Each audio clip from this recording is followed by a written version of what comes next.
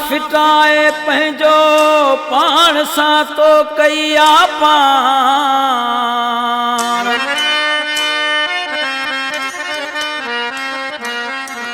होशियार थी जहान ओ शहजाद समय जो थे।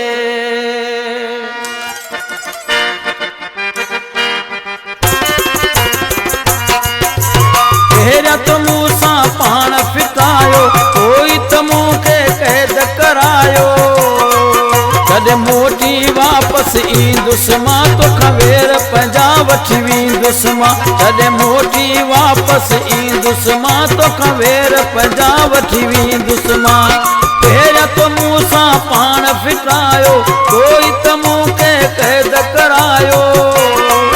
जॾहिं वापस मोटी ईंदुसि मां तोखां वेर पंहिंजा वठी वेंदुसि मां। जॾहिं मोटी वापस ईंदुसि मां तोखां वेर पंहिंजा वठी वेंदुसि मां।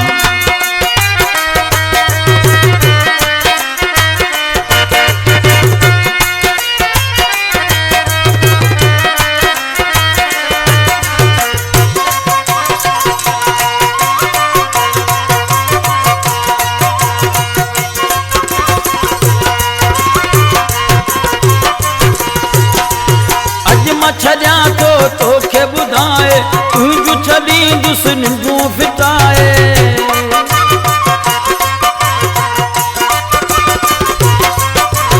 अॼु मां छॾियां तो तोखे ॿुधाए तुंहिंजूं छॾींदुसि निंडूं फिटाए। अची बाहियूं तोखे ॾींदुसि मां तोखां वेर पंहिंजा वठी वेंदुसि मां। जॾहिं मोटी वापस ईंदुसि मां तोखां वेर पंहिंजा वठी वेंदुसि मां।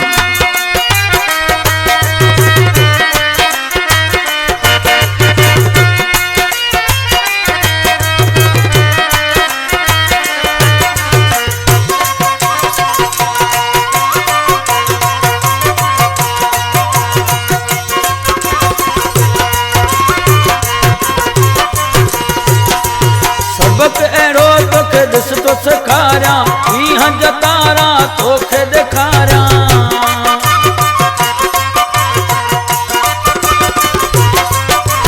सबक अहिड़ो तोखे ॾिस तो ॾेखारियां कीअं जतारा तोखे ॾेखारियां। इहो वक़्तु न हाणे भुलंदुसि मां तोखां वेर पंहिंजा वठी वेंदुसि मां।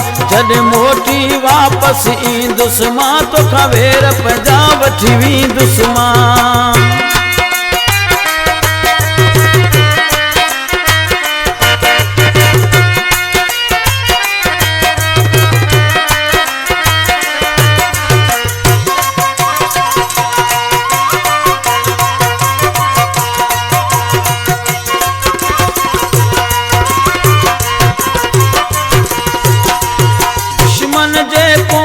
हथ धोई लॻबो गुलाम नबी बिरोई।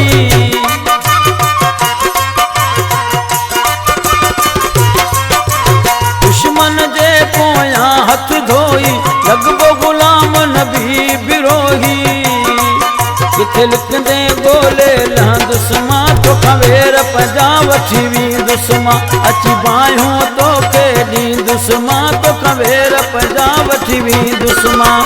पहिरियों तो मूंसां पान फिटायो कोई तो मूंखे कैद करायो। जॾहिं वापस मोटी ईंदुसि मां तोखां वेर पंहिंजा वठी वेंदुसि मां।